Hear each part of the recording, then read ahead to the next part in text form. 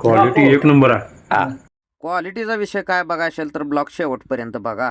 तर सकाळ सकाळ कस्टमर एक झाल्यामुळे इकडे काय गाडी भराई गडबड उठली होती. मग काय टेप घेऊन पळायचं आलं होतं.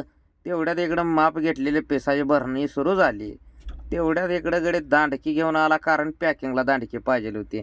मग भावानं ग्रॅनाईट लई नव्हता, जास्त काढा होता. मग पळून गाडी भरायला चालू झाली.